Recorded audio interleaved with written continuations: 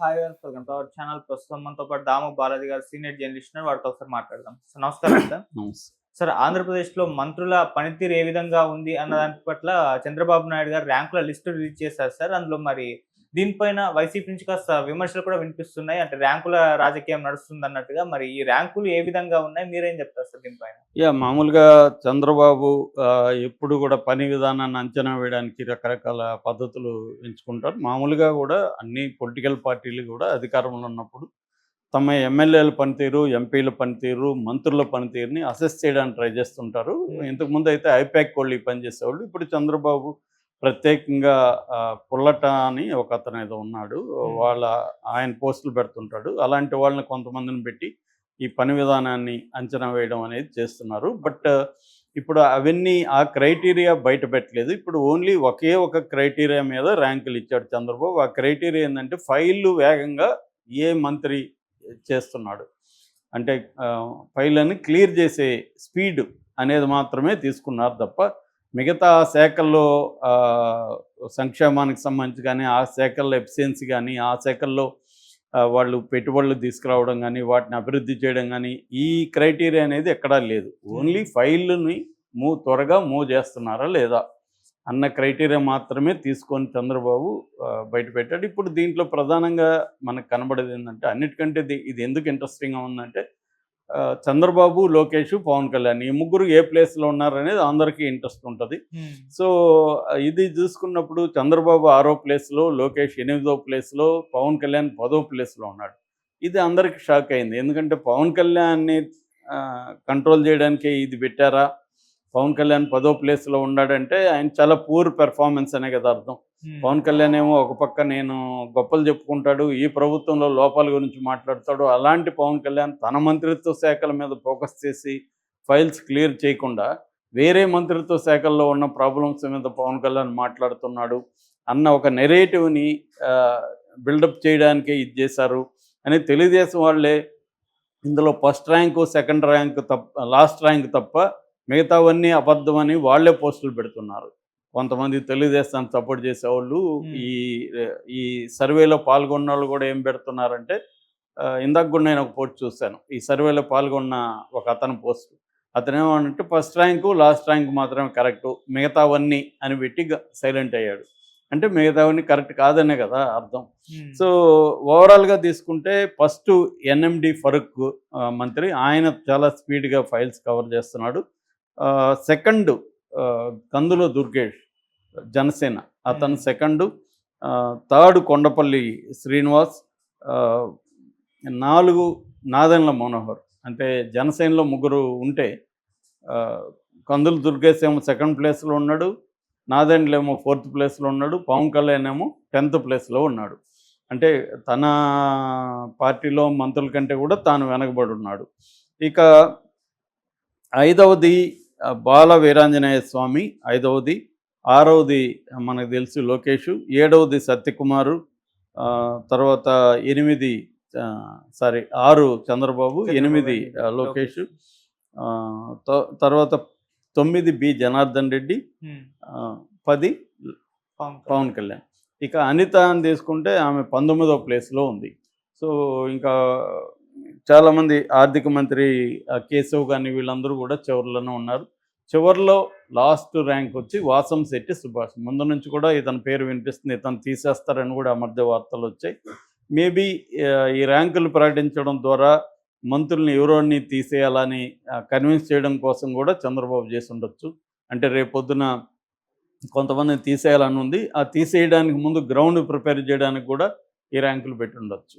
ఇది కూడా ఒక కారణం కావచ్చు. ఎందుకంటే మంత్రుల పనితీరు అనేది ఓన్లీ ఫైల్ క్లియరెన్స్ అనేదే క్రైటీరియా ఉండకూడదు. ఇతర అనేక విషయాలు ఉండాలి. ఫైల్ త్వరగా క్లియర్ చేసినంత మాత్రాన ఆ మంత్రి ఎఫెక్టివ్గా పనిచేస్తున్నట్టు కాదు.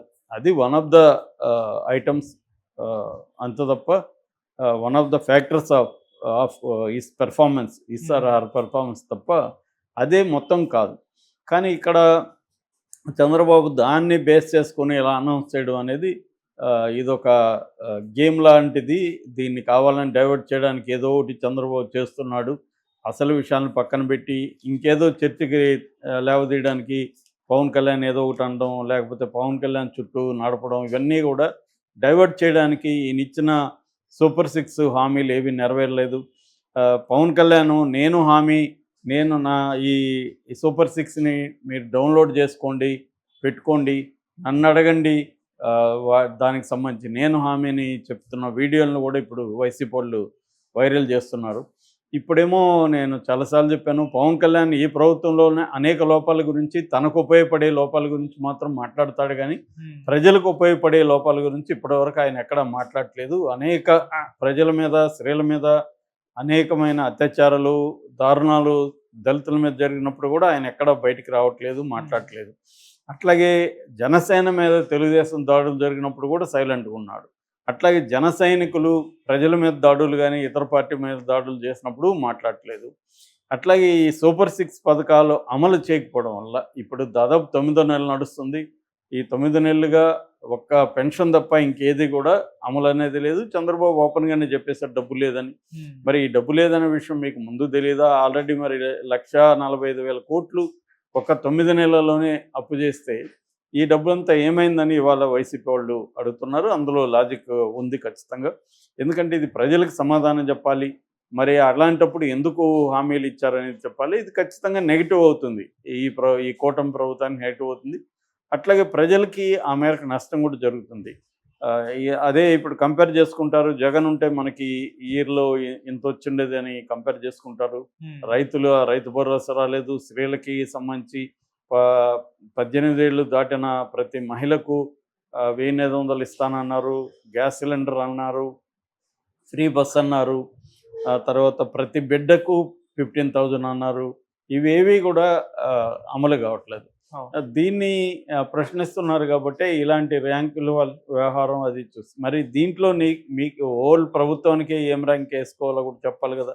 సంక్షేమంలో ఏ ర్యాంక్ ఇవ్వాలి, అభివృద్ధిలో ఏం ర్యాంక్ ఇవ్వాలో కూడా చెప్పాలి కదా. ఓన్లీ ఫైళ్ళని త్వరగా మూవ్ చేసిన దానికి మాత్రమే ర్యాంకులు ఇస్తే అది సమగ్రంగా ఉండే అవకాశం లేదు. రెండవది ఏంటంటే ఇదంతా కూడా పవన్ కళ్యాణ్ని దృష్టిలో పెట్టుకొని ర్యాంకులు ఇచ్చారని కూడా జనసేన అభిమానులే పోస్టులు పెడుతున్నారు. ఇది మా పవన్ని ఇబ్బంది పెట్టడానికి చేస్తున్నారు. ఆయన 5 మంత్రి శాఖలు ఉన్నాయి కాబట్టి ఆయనకి స్లో అయ్యే అవకాశం ఉంది. ఒకే దుర్గేష్ ఉన్నాడు, ఆయనకి చిన్న శాఖ, ఆయనకి ఫైళ్ళే తక్కువ ఉంటాయి. ఆ ఫైళ్ళు తక్కువ ఉన్నప్పుడు క్లియరెన్స్ అయిపోతాయి కదా. ఇవన్నీ కూడా దృష్టిలో పెట్టుకోవాలి కదా ర్యాంక్ ఇచ్చేటప్పుడు. ఓన్లీ ఫైలు నీకు వచ్చిన ఫైళ్ళే 100 ఉన్నాయనుకో, 100 ఫైలు టక్కని క్లియర్ చేస్తావు. 1000 ఉన్నాయనుకో, 1000 క్లియర్ చేయడానికి టైం పడుతుంది. రెండోది స్పీడ్గా క్లియర్ చేయడమే కాదు కదా, ఎఫిషియెంట్గా కూడా అది అవసరమా లేదా, ఫైల్లో ఏముంది, కొన్నిటికి విచారణ అవసరం అవుతుంది, కొన్నిటికి మళ్ళీ పునఃపరిశీలన అవసరం అవుతుంది. ఇవన్నీ ఉంటాయి కదా. ఓన్లీ ఇది ఏంటని అంటే కావాలని ఎవరన్నా పని సరిగా చేయకుండా ఫైళ్ళని నానబెడుతుంటే దాని గురించి మాట్లాడడం ఇదవుతుంది. కానీ ఎప్పుడైనా మనం అర్థం చేసుకోవాల్సింది, ఒకవేళ వాళ్ళు ఫైల్స్ క్లియర్ చేయకపోతే క్యాబినెట్ మీటింగ్లో చెప్పచ్చు, మంత్రికి ప్రత్యక్షంగా చెప్పచ్చు. ఎందుకు పబ్లిక్లోకి తీసుకొచ్చాడు చంద్రబాబు, ఇది వెరీ ఇంపార్టెంట్. ఎప్పుడైనా మామూలుగా ఇప్పుడు ఒక మంత్రి ఫైల్ క్లియర్ చేయలేదనుకో, మామూలుగా ఏం చేస్తారు, ఆ మంత్రిని పిలిచి ఎందుకైనా